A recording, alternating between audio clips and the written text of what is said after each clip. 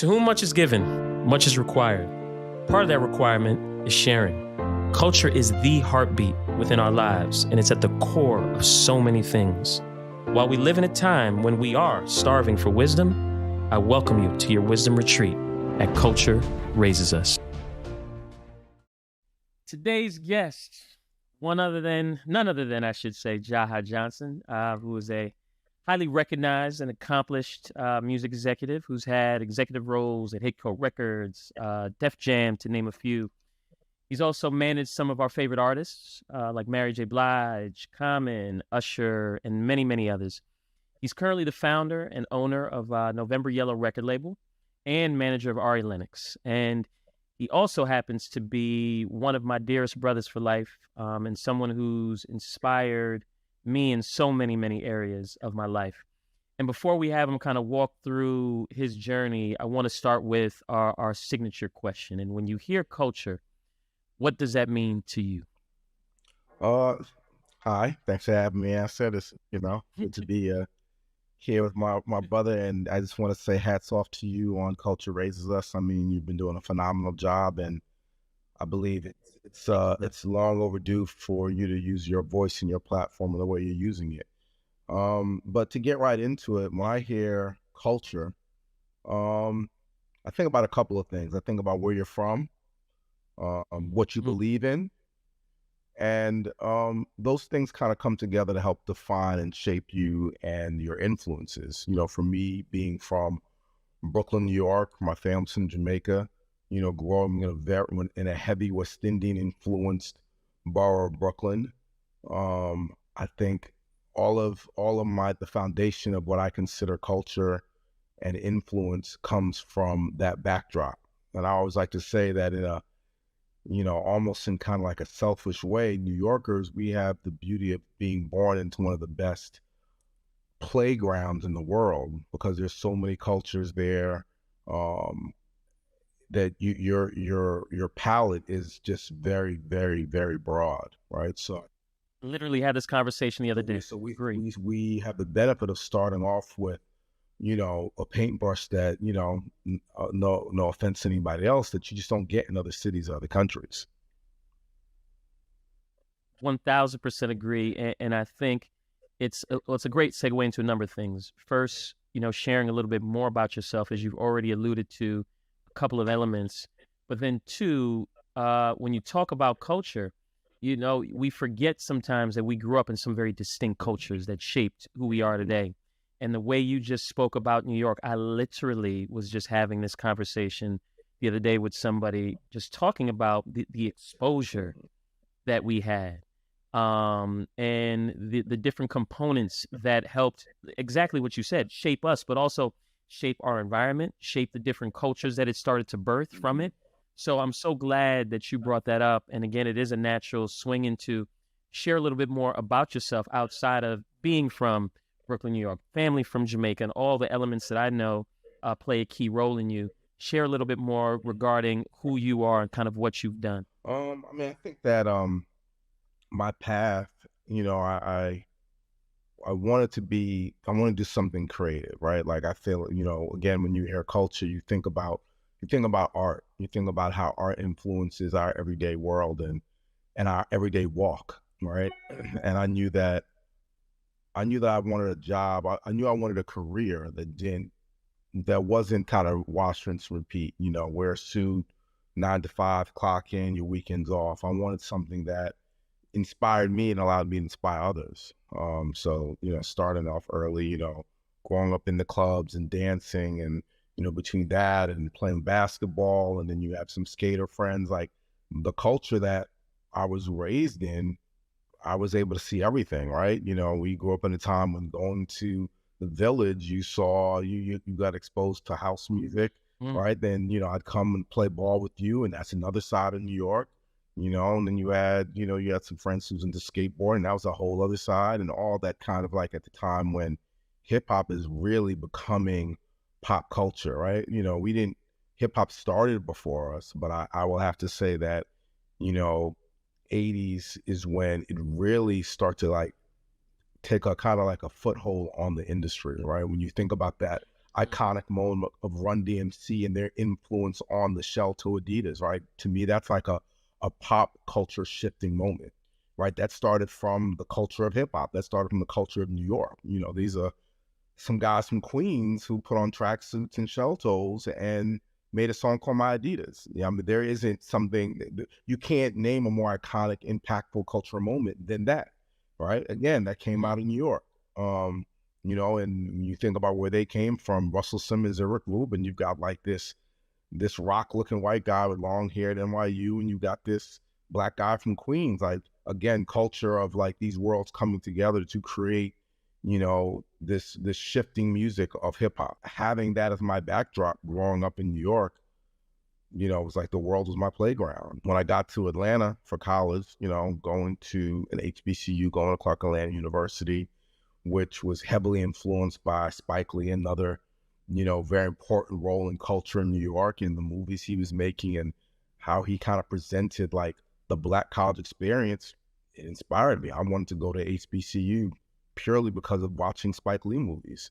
And, you know, coming to Atlanta at that time, I feel like different than New York, it was more of a family music community. Whereas in New York, obviously there was, you know, music and the business was happening, but in Atlanta, because of So Def, LaFace Records, Rowdy Records, which is Dallas Austin, Organized Noise, which is Rico Wade, you had these families of, you know, people that kind of went to school together, grew up together, that were making music, but because the community was so small, everybody kind of banded together. So it wasn't as separate as it was, let's say, in New York. So it allowed me at the time as a young kid in college to kind of get in and learn from all these different people, interning at LaFace Records for Shanti Das, and interning at Rowdy Records under Karen Veazey and Kim Lumpkin, and you know, being able to come to Jermaine Dupri's video shoots for So Def and Escape, and, you know, watching what Organized Noise or Rico was doing with Outkast and Goody Mob, and there weren't these barriers. It wasn't like, oh, you can't come over here. It was like, yo, come in. Everybody kind of just like family. You said it, pot of gumbo, family was right? first. So, you know, that I knew I wanted to be in entertainment. I knew I wanted to do something that helped impact and shape culture. But Atlanta, you know, as much as I give the foundation of my credit to New York, Atlanta kind of set me on my path. Atlanta is what made me believe, like, okay, I can do this. Let me take my taste and what I was raised on in New York, and then let me come down here to this city that embraced me and embraced Black people in a way that you had never seen before in any other city in the world. And, you know, gave me a shot. Atlanta gave me a shot, right? No, you know, I can't, you know, there's no better way to put it than that. And that kind of set me on my path. And, you know, I joined up with some brothers, Noontime, which, you know, you had Chris Hicks on here, one of the founding partners, and Henry Nooney Lee and Ryan Glover and Terry Ross, and them with my good brother, rest in peace, Shakir Stewart.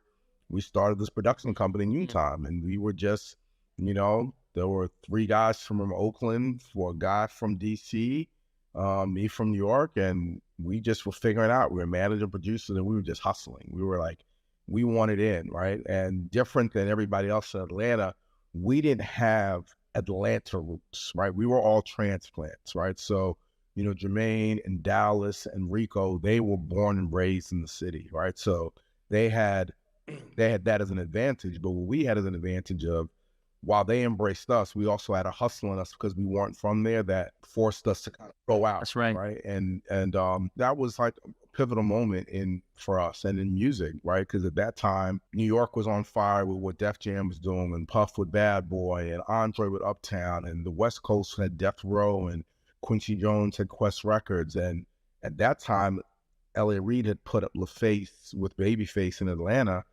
as this beacon, right? Of, you can get your talent seen in this city. You don't have to go to LA or New York.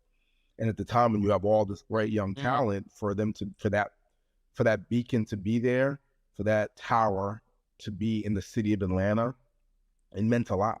And it meant a lot because I think something that doesn't get talked about enough is geographically where Atlanta is located. it actually made it a natural destination for a lot of people of color because it's kind of in the middle, right? So Mm, it's if you are that's from right. New York, and if you're in Texas, it's New Orleans, if you're in Ohio, if you're in Chicago, LA's a little bit further, but it's still very central. So, and because, I always say that talent is a lot of talent comes from college, right? Because it's that age when like you're a young adult and you're becoming your own person. Well, Atlanta's got not only four HBCUs, but you only have Emory, you also have Georgia State, you also have Georgia Tech. So you Georgia have Tech. all these Yeah. colleges, you have 5, 6, 7 colleges in like one footprint, right? So just imagine Mm, how much information, how much talent is being shared, people from all over the world descending on one city, all being inspired and influenced by hip hop, right? And being inspired by R&B, being inspired by just like, fashion and film and TV all in one city. That's a lot of information. So I think Atlanta had kind of a cheat code because there was no other city. Still is no other city in this country that has that population of Black people, that many colleges, that many HBCUs in one footprint that yeah. anybody can get to. You can drive there, you can fly there. So it just made it a natural place. And then the cost of living, wasn't expensive as New York or LA. So if you were an artist trying to find your way, you can come to Atlanta and figure it out without having to pay, exorbitant rents in New York or LA. So it Hmm. just it just presented a lot of opportunity for specifically people of color because we didn't have that opportunity in New York or LA where you're competing with everybody else. New York is a finance town. LA is a film and TV town, right? So in Atlanta, you're not competing with those other industries the way you are in the other cities. You've always exemplified this pursuit of excellence, and you've always been such a motivational example in your presence, to be honest, within music culture as we know it today. So, with all that being said, I look at all the artists you've worked with, I look at all the labels, and I look at all the companies you've worked with over the years. Was there a particular moment where you realized just how big and instrumental music culture was to overall culture? And I know you talked about, the Run DMC moment, but was there another moment that was significant for you that showed you just how big this music culture was and is? It's interesting. And to your point, there've been a lot of moments when I've been reminded the impact of music, and particularly Black music, has on culture as a whole. And there's one moment that stands out. At the time when I was at Def Jam, as an A&R executive, my niche has always been R&B. So I was the R&B person there, Hmm. working on Cisco and Drew Hill and Kelly Price from 112. But again, I just had the best seat in the car because at this time, my peers, my fellow A&Rs are Herb Gotti and Skane and Jessica Rivera and JoJo Brim. And this is the time when Herb is, he brings in Murder Inc., he brings in Rockefeller, he brings in Rough Riders. And I remember when Jay-Z did Change Clothes. Now, I we all remember Jay-Z from Reasonable Doubt, especially if you're from New York. I remember being in college when he first came to Atlanta and, watching all those moments. But the moment that Change Clothes and that period, around the Blueprint album, when you saw like the hardest of hard guys, only wore white t-shirts and he said, no, we're all gonna wear button-down shirts. Mm. Or when Jay-Z was saying, we're not drinking this, we're drinking that. We don't drive that, we drive this. And I was like, wow, his impact on culture, I've never seen anything like it. Right? You've seen other moments. I talked about the Run DMC moment. Mary's had her moments of impacting culture, and Puff and Snoop. I mean, I can name dozens of artists, Countless, right? countless. But to me, the person who kind of sums up impact, and listen, I have nothing to do with Jay-Z's career. Like I said, I've been a witness to some great moments, but just kind of witnessing that while also being a consumer. And I want to kind of stop in that for a second, because I think it's important that when you do what we do, when you do anything in the creative space, I think it's important to always remain a fan, always remain a consumer, because then Mhm. you never get high on your own supply, right? Like I never want to get to the point where I don't care about the music. I don't care about Mm. the show. I don't like I'm so desensitized because I've been to so many concerts or I've made so many songs that it doesn't I don't still get that feeling. Like no, that feeling is what we do it for, right? So that when I see an artist impact culture or change the way people dress or think, I still get that feeling because like that's what we do it for. Mm. It's so important that we remain grounded in the feeling that brought us here, right? If it's Mm. just transactional, if it's just a job, or if it's just business, Forget it. then you Forget lose about it. sight, and that's when culture leaves, right? And the foolishness enters because now the touch points aren't real. That's right. You're not really talking about what's important. You're not really talking about, okay, what's this feel like? What's it gonna look like? And we're gonna make some mistakes. Some things we're gonna miss the mark on. But if we're talking about like, okay, well, why was Allen Iverson wearing cornrows? Why was that a cultural moment? Right? We have to talk about those things so that we can understand the impact that they have, right? Like if we don't talk about it, then it's like it didn't happen.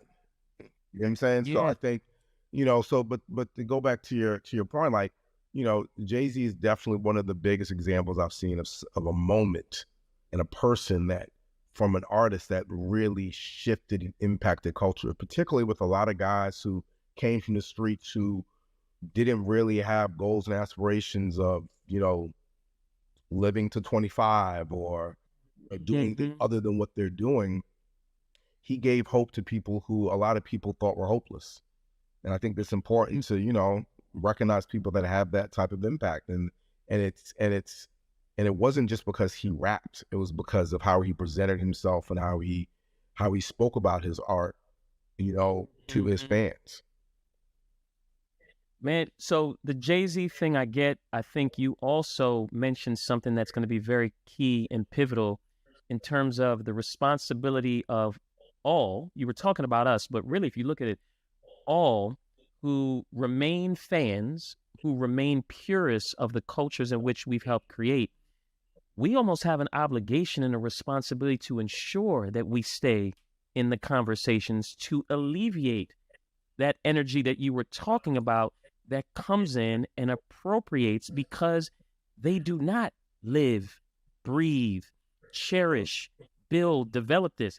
What you just said there was so powerful, and I hope it's a tool that anyone who's listening who is of a culture understands you actually have a responsibility as you remain a fan, a purist, to inject yourself in to ensure that these things do not get watered down. And, because as you look at Black culture in general, as we know it, it's obviously borrowed, Mhm. it's appropriated, it's been used to inspire a bunch of other industries and or cultures. So my question now is, so what's your thoughts of the importance of Black ownership and recognition of what it is that the Black community has brought to the Oh world? man, listen, it is of the utmost importance, right? And Mm.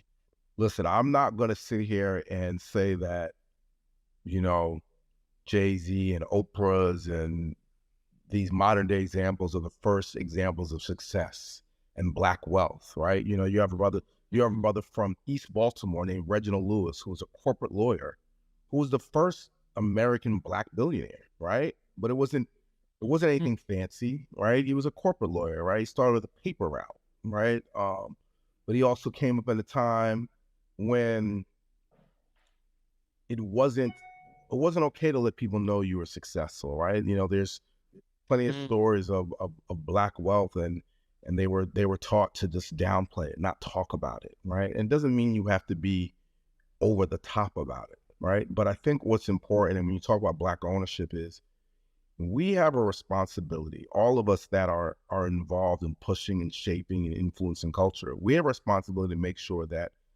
the next generation that looks like us, they see us and they see what it looks like to be successful. We can't be ashamed of it. Mm. We can't put our heads down and act and be ashamed of success and wealth, right? Because then they have nothing to aspire to, and then they look someplace else, right? Mm. So it's like, you know, you need the LeBron James, and then you need the LeBron James, and you need the Maverick Carters and the Rich Pauls. That's right. You The want to rich. see that. You want to see like, oh, this is what Black ownership amongst friends looks like, right? Hmm. You want to see in all shapes and forms, right? Whether it's Serena Williams, like whether it's important that our kids and their kids are going to be able to look to examples that are real and tangible and be like, oh, it's okay. It's okay to Mhm. want to be wealthy and be successful. And yes, and there's Mhm. responsibility with it, right? And that responsibility, I always say that artists and people who play in front of the camera, we do not expect perfection from them, right? Actually, I don't want perfection, right? Because you want to watch somebody make That's right. mistakes and then how they come back from that.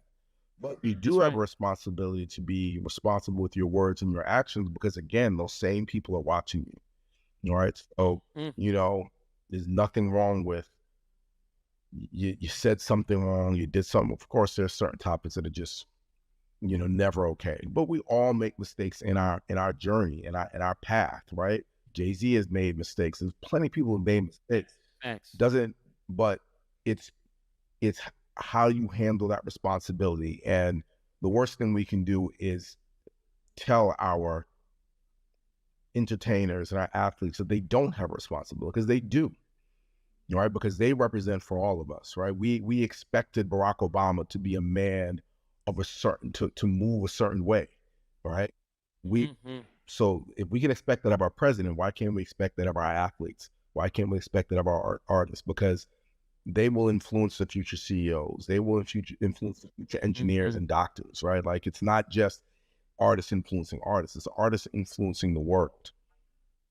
Yeah. But it's that notion of being perfectly Mhm. imperfect. And we have to embrace that not only within ourselves, but within those creative leads and gifted Mhm. talents that we know are at the forefront of all things. And that's to the most extreme. You've got the Kanye on the most extreme Mhm. side of that, right? And something like that, I look at the Truman Show. Mhm. It's like everything that he does or says or has happened is like exposed to everybody. So, but you have to give a level of grace for Mhm. mistakes growing to happen because guess what? We're all doing Exactly. it. Ours just doesn't happen to be on the broadest platforms Exactly. in the That's world. right. So I love how you tee that up of, having these creatives. Yeah, we're looking at them for greatness and we have high Mhm. expectations, but don't let those expectations turn into looking for perfection. Exactly. There isn't, right. It's perfectly Mhm. imperfect. So, when you look at the impact that these Black creatives have had on shaping culture and music culture in particular. It feels like there's a significant disparity, though, in seeing more Black owned record Mhm. labels.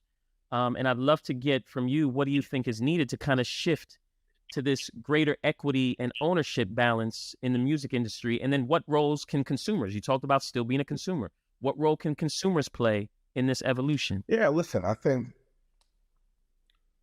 there are unfortunately there's always going to be somewhat of a disparity, right? Because Mm-hmm. while we are the driving force in the economic consumer dollar, right? The our financial control inside the C-suite, inside these corporations, is not the same, right? And that's where independence comes in, right? The more we can't be mad at the system, right? Because Okay. they create a system that works for them, right? So it's our Mm-hmm. responsibility to create a system that works for us. So it is our responsibility as executives, as consumers, as creatives, that we support one another so that when you create something and it's supported, it grows, and then you are able to employ other people that look like That's right. you, right? Come on. Right. If Come on. if if an independent artist, is our job to go to his show and support his show. If we know someone who's starting a record label or doing art or whatever it is, like, listen, the only way that these things grow is through economic support, right? Like it's all cool to shout out or say hi or post your brother or your sister. You gotta support with the dollar, right? Because Mhm. ultimately that's how things become scalable. They don't become scalable just because somebody liked you, right? Like That's things right. become scalable through success. If a Basquiat painting goes for $20 million, that's that's economic support, right? Imagine if he Mm. alive to see the way that people are consuming his work, right? The same way that, you know, people wait in line for hours to buy a Beyonce ticket. Like, that's economic support. And that economic support allows her to employ other people to be on the road and other artists to have opportunities, right? So it is important that we have the commitment and the patience to build our own and then stay the course of it, right? A lot of times we build our own and then we get frustrated and quit, or we sell too soon, right? I'm not mad at anybody for getting a check or cashing out. Again, everyone's circumstances are different, but you know, if you want to secure seats for future generations of people that look like you, then you have to build it. It doesn't happen.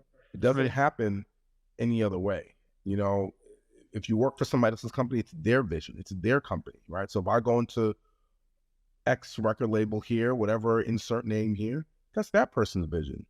So whoever they decide to anoint as the next CEO or as the next VP or whatever direction they want to take that company, that's their vision, right? So I can choose to work there or not. But at my company, it's my vision. So I can choose to employ who I want to employ. I can choose to do business with the artists that I want to do business with, right? So, you know, for me, it's about focus on supporting the culture that I believe in, right? And that's no negative spin on any other culture. It's just like, I'm here to support and give a pathway for people that look like me. You know, there's many of us, me included. Jaha should have been having his own label. Jaha should have been with all that he's done. And I feel like as you're now doing November Yellow, which I think this is like the perfect time to speak to the why and the vision. I mean, while it's very clear to me, and I'm sure the others listening, it's very clear to them as well. You know, timing is everything, right? Like, given everything you've done, I would have thought maybe earlier, yeah, you could have done this 5-10 years ago, but that wasn't God's plan. That was not God's plan. And so I'm wondering the why and the now on November Yellow, and your vision. You know, what is it for this? I had to go through what I went through to arrive at this place, right? Like, you know, I've been blessed. I've worked for some amazing companies. I've been blessed to manage and co-manage some amazing talent. And I think now, as I look at the landscape, and for me, particularly when I talk about R&B, and to me it being, in my humble opinion, the most important genre of music there is, because to me it is a through line in everything, right? Like it is the soul, right? Like it is where, you know, it started with us, right? It started, I mean, in church. You go back to jazz, you go back to the continent, you go back to Africa. Like, the rhythm and blues that is R&B has been with us before anything, and its influence cannot be unseen, right? From pop culture to, I mean, you go as big as Adele or Taylor Swift or Justin Bieber, you know, it touches everything. And what began to frustrate me was this notion that it's not as profitable as other genres, right? I start to hear that a lot in the past couple of years of, you know, that doesn't make the kind of money that hip hop makes, or it doesn't make the kind of money that pop makes, or that EDM can make, right? I was like, okay, you know, hip hop became the youth culture's music, which speaks to all races, right? It has huge economic advantages because young white kids love it, right? So particularly young white males. So they drive that market, and because they have huge amounts of disposable income, they can support it in ways that other people can't. Fair. We can talk about pop music. We talk about country music. We talk about Taylor Swift. Again, their economic dollar just reaches farther than ours, right? But at the bedrock of it, R&B can still be successful and profitable, and with, you know, if you do it the right way. And ultimately, all great R&B songs become pop hits, right? Usher is a pop star, right? He's ours. He started in black music. He is black music, but he's a pop star, right? The Weeknd is a pop star. He started in black music. Frank Ocean is a pop star. Like, these guys, Beyonce is a pop star, right? So pop just means popular music. Pop is not like pop. Britney Spears and Taylor Swift don't own pop music. Pop means the most popular songs in the world, whether it's EDM, whether it's Afrobeat, whether it's country, whether it's hip hop. It's what are the most popular songs in the world. And every artist's dream and every artist's goal and every executive's goal is to make the most popular songs in the world that everyone listens to, all genres, all races, all colors, all doesn't matter, right? But the idea that R&B can't achieve that same success, or when it does, it's one in a million. We have to displace that notion. We have to change the narrative, right? And those artists need our support, right? There's tons of talented singers and songwriters out here making great R&B music that, while it may start more black and while we may not spend the same, with the right support, it will become just as successful and popular as anything else, right? Like, right. when you talk about artists like Tina Turner, or if you talk about Stevie Wonder, you talk about Michael Jackson, like, where do people think these artists started? They started in our backyard. They That's right. started with rhythm and blues, right? They became global superstars through success, through making the most popular songs, right? And the reason why R&B to me is the most important is because everyone can relate to a great love song, to a great uplifting song. Like hip hop and rock, Facts. yeah, it's youth music. It's very specific. It's nuanced, right? Like your daughter may love a rock song, but it may not sit right with you. Or your daughter may love a little Uzi Vert song, but you might be like, yeah, I can't really get with that. But you and your daughter can agree on a Jasmine Sullivan record, right? Oh, Right? yeah. Like it's I always say R&B is for the whole household, right? It doesn't leave anybody out. Everybody from the infant to the grandma, everybody can dance to everybody. Family. Anybody can Family. listen to those songs. So why wouldn't we support a genre that supports a whole household, right? It's like, so for me, Mm. that's all I want to just be about, pushing that narrative and pushing those artists to the forefront, right? Like that's all that matters to me, right? Is to be a part of creating artists and developing artists and songs that become those evergreen records that we just talk about forever, right? Like when people Mm. talk about, songs in the key of life, like it's timeless, right? When Fine. you don't put an age on it, right? You don't put a No. color on it. You just say it's one of the greatest songs ever, and that's it. So let me ask you this. Is there a golden era of music? Everyone will speak to, again, when you talk about culture, everyone's going to speak to the period in life that music shaped them, right? So for me, probably for you, it's going to be the 90s, right? Because that was, Mm-hmm. that was our coming of age. That was 93. I'm a freshman in college. You're offering your own first. I'm coming from New York I'm in my Mary Tribe Called Quest brand new being bag. And then I get to Atlanta and Biggie's coming into the scene and Faith and 112. So for us, that's That's the the era, era. right? Right. That's But the era. for someone else who's in that same path at 1918, 17, 18, 19, that's, in 2023, they're gonna speak to, what's moving them. Is it Summer Walker? Is it Daniel Daniel C, Caesar. right? Because like for them, those songs, those moments are going to be forever tied to that period in their life, right? That's right. That's the impact of music. So when you say the golden age, the golden age is as it relates to you and your development and what it means to you, what your transition from childhood to adulthood, right? Which is why Mm-hmm. when you look up and you see the banker, he could be black or white, or the finance dude in his 60s, and he's having his 6-year birthday party. He can afford to have whatever artist he wants. He's going to pick somebody from his youth that he remembers from when he was 20. He's like, yo, Drew Hill was my favorite group. Boom, boom, boom. Because for him, that's a period in his life that was the greatest for him.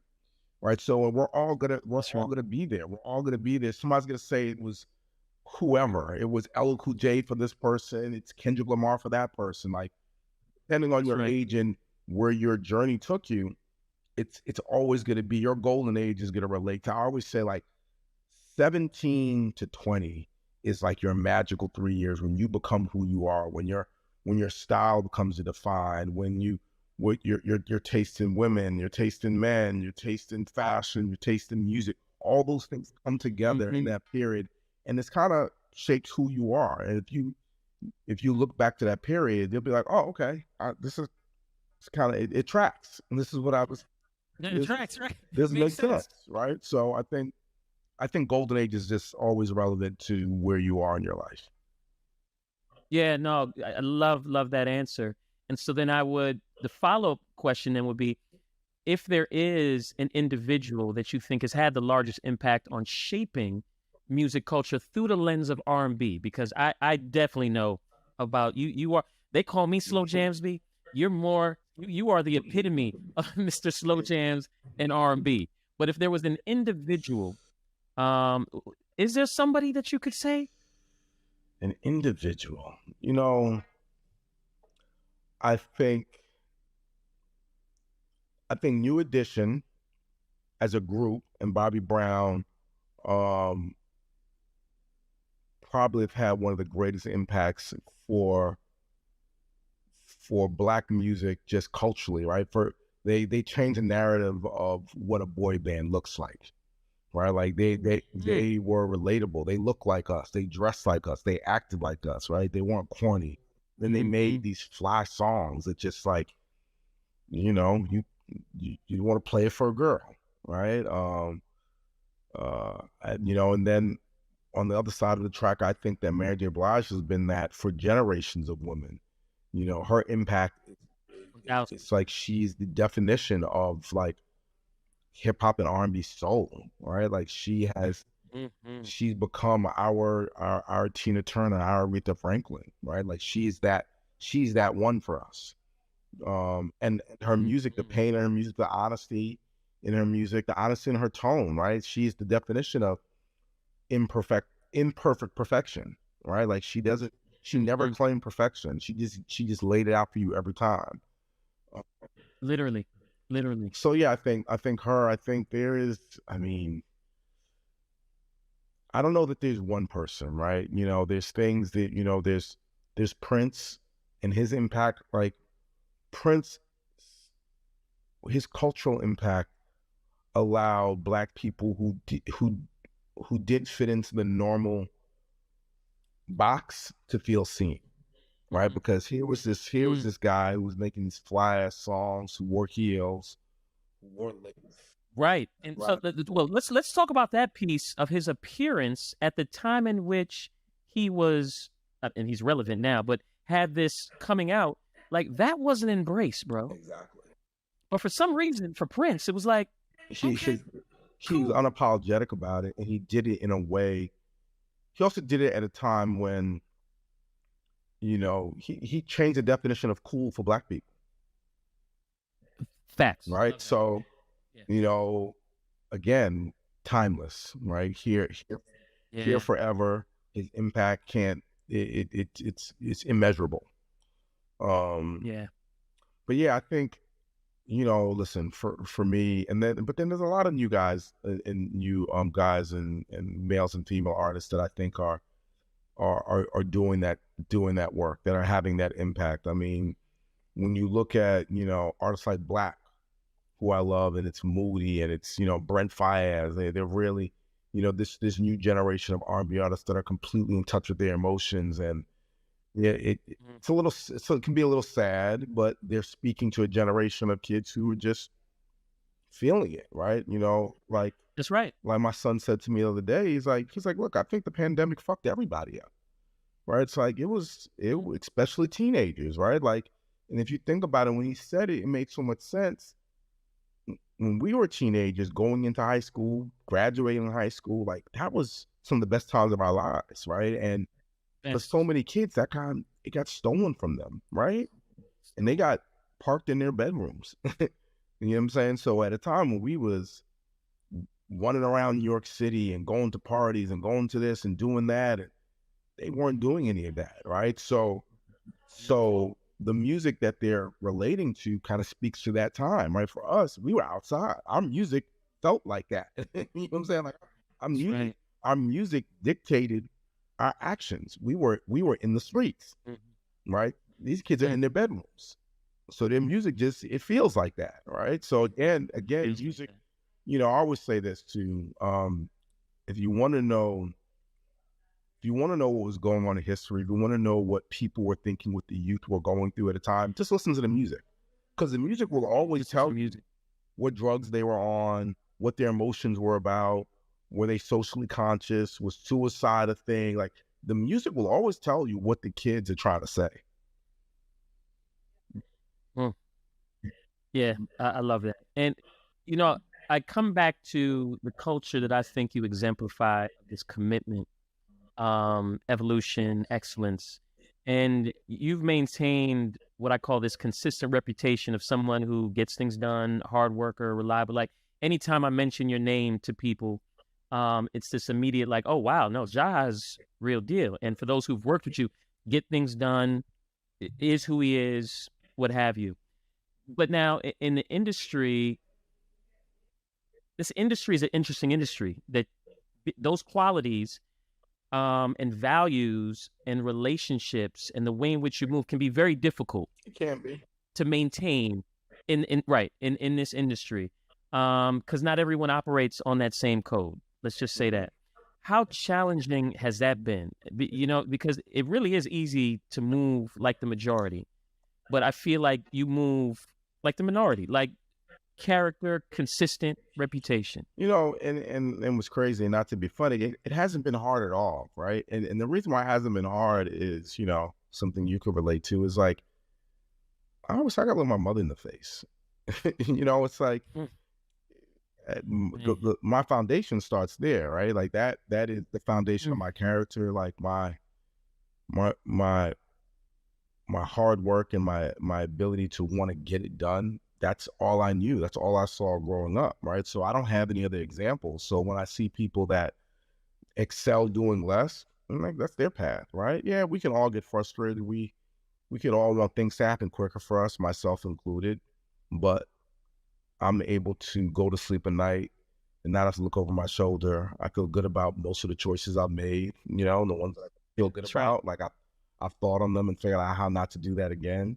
But it, you know, when you start with a solid foundation, it's actually much easier than people think, right? Because it also allows you to Think. see what you don't want to be like, right? Like, you know, That's right. it's like you see That's the right. fast burn cases. I've seen some people that flew past me, they've made more money or they've had quote unquote more success, but the crash is much harder. You know, it's like, and for Mm. me, knock on wood, I've had a blessed career and, you know, I've always had a roof over my head and I've always been able to provide for my family. And I feel like I live a great blessed life. So I don't That's have right. any complaints. We could all want more. There's nothing wrong with wanting more. I don't want anybody to feel That's like right. it's a bad thing to want to be more successful or have more money. There's nothing wrong with that at all. But how you do it is what always has to be measured, right? You should always do it That's right.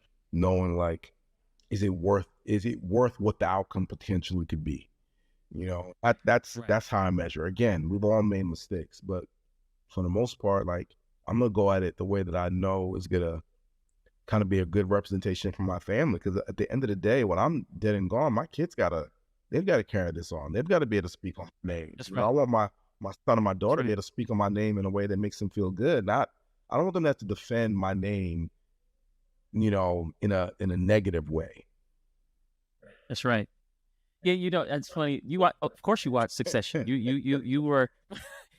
So, I mean, that like I just watched that, and I'm thinking, you know, the dynamic on that show of these children and their father, and how they have to muster up to speak about this man. Now, granted, great influence, all the things. It goes back to what you were saying. What defines success? The money. Da, da, da. But man, do you see the way in which they conduct themselves? It's just like I couldn't imagine. It gives me an ulcer just watching some of these scenes, Listen, bro. I was just saying like I'm over it, right? I because what made me really kind of sad about the show is again art imitates life, right? And 1000%. These things are you coming know from that somewhere. show is based on a real life family, right? Yep. And when you watch, even you watch the how they made the guy president, right? It made you say to yourself, it made you say to yourself, these are the people that have the power that sit in rooms to affect change that can be very damaging and hurtful to millions of people For for their their personal personal agendas. agenda, and the agenda didn't even work out for them. The gen- They did all that, and it didn't even work out for them. didn't even work So out you for put them. a monster in office that you have no control over, you didn't get what you wanted, and now the country's going to go to shit. I'm sorry. I thought we just lived that. I thought we are living that. All right. So Oh, again, why it's so important that we build our own, that we control our own tables, because we can't control those tables. What we saw happen in Succession happens every day in the real world. That shit happens in rooms that we're not even in. We don't even know that those conversations are taking place. yes. That's why it's so important what you do with the conversations you do control, with the tables you do control, because Mm, you know that's the real world. That happens. It's happening. real world. Yeah. So I come back to the foundation piece that you were talking about. I'm sorry, I had to jump on that Succession thing because I felt like it was so Mhm. appropriate. Um, but we come from a very, very spiritually grounded household and households, and it's very much a foundation for us. And I'd love for you to share where your faith best serves you in life and the questions and conversations you have on a regular basis with God, because I know how much mom prays over you, us on a daily basis. So I'd just like to hear from you, though, that I impact. mean, yeah, I mean, it is. It's daily, right? It was just me and her growing up, right? And I think that's the reality our kids will never understand, right? Because regardless of whatever relationship situations we've gone through, all our kids know mom and dad, right? Mhm. And the faith that our mothers instilled in us and pray over us is like it gives us the wings, and it makes us it allows us to dream even in areas that they don't understand, right? When I called my mother and said, That's right. I want to drop out of college, I want to pursue this music thing, my very practical, grounded mother who's in education couldn't understand how music At was going all. to pay my bills, how I was going to support myself and my lifestyle off of music. Because also at that time, it was still somewhat early. It was still like the early '90s was still like it was still somewhat of a new thing. You only had, you know, you had the Berry Gordy's, and then you had the Russell Simmons, and then it was like, you know, all our friends would come out of school and go on Wall Street, right? So it Hmm. was it was still, we were still marking some new and uncharted territory um at the time that I was doing it, right? So I think that I have to give it up to faith, right? Because I didn't graduate college. I don't have a bunch of degrees. I don't sing, dance. I don't rap. I don't produce music, right? Like I get shit done, right? Like I consider myself the intersection of creativity and commerce, right? Like how do we take what you want to see happen creatively and how do we make it make sense financially? And how do we turn it into a business, right? Like that's the art of being an A&R or being a manager. It's like talent comes to you and they've got dreams, and then they expect you to help them execute those dreams so those dreams become success, and those success becomes how they live, right? Because for artists, this is all they Hmm. do. I tell everybody all the time when an executive or a manager wants to get frustrated with an artist, I was like, remember, this is all they do. They don't do nothing else, Right. right? So your frustration, oh, this is unreasonable, or they're crazy, or they're getting on my nerves. Well, guess what? It's all they do. So you got to have a little bit of grace and consideration and patience for the creative mind, right? Because when it wins, it wins big, right? So Mm. the foundation of just like my mother and her belief in me, even for the unknown, set the tone. And for me, it also is why I believe that when you say who shapes culture, Black women shape culture. Because for me, Black Mm. women are the everything, right? They define the taste and tone of fashion, of of what of what people aspire to, right? Like other races have gone to doctors to make themselves look like Black women. You can't get more defining in culture than that, right?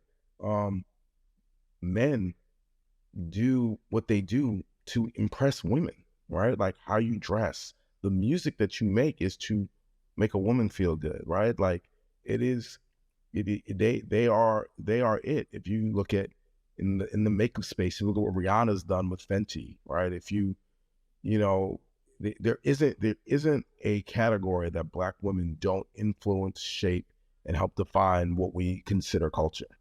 Where do you find your peace in life, given, this very active, high intensity lifestyle? My fitness journey and being able to have those moments when I zone out, whether I'm running, whether I'm cycling, like there's health benefits, of course. Of course, I want to look great. Yeah. But people, the emotional mood reset that it gives you and the clarity it gives you, even when you're not feeling good or even if you're upset about something, like it changes everything because, we can all have some unhealthy habits, right? But fitness will always be a healthy habit if you go into the mindset of like, okay, yeah, there's the vanity part of it, but just like you just want to feel better. Mhm. Just want to just need a second. Like I believe in self-care. I believe every human being needs to put on their face mask first, right? Like you can't be great to other people, to your family, to your kids, to your clients, if you can't put your face mask on first. Because if you're not breathing, how you gonna help somebody else breathe, right? Like, and Absolutely. that is key for me, right? Like, and it it provides balance. It allows me to get up and find another day. Getting up at 5 a.m. and hitting the gym allows me to tackle the day in a way that some people can't because they're not feeling as good about themselves. They're not feeling as That's recharged right. or as recentered. And for me, I don't do it every single day. And we all have periods and we all have times when we can't or we're not feeling it. That's fine. That's human. But, we should all live our lives with having more good days than bad days. We should live our lives with having more days where we do the things that are healthy for us than things that aren't healthy for us. And Yeah, and man, again, having the privilege of watching this journey closely of your purpose lived life, like you're being very humble with this workout thing. Yeah, the 5 a.m.s you've been doing recently for the last couple of years, check. But like you trained for a marathon, multiple. You've done triathlons, and I've looked at you like, dog, what Black male thinks about doing? I'm sorry, a try like who does this? But I see that it was the mental fueling that these things provided for you to be the committed individual that you are and contribute the way that you've contributed. Which I'm really glad that you mentioned the workout piece and not to be like the buff, core dude, because you're definitely not that. You're the most working out, non in shape dude I've ever met in my life, and this is a joke amongst the crew. But like that discipline that you have, bro, is second to none. And you're right, it literally sets you up. And I don't want to call it for battle every day, but it prepares you to continue to do what you do. And I've seen that. I've seen that. So now we're telling the Jaha Johnson story. It's the movie. It's the documentary. The life documentary Jaha Johnson is about to begin. What's the song that's playing and why? oh, Donny Hathaway, a song for you. Why?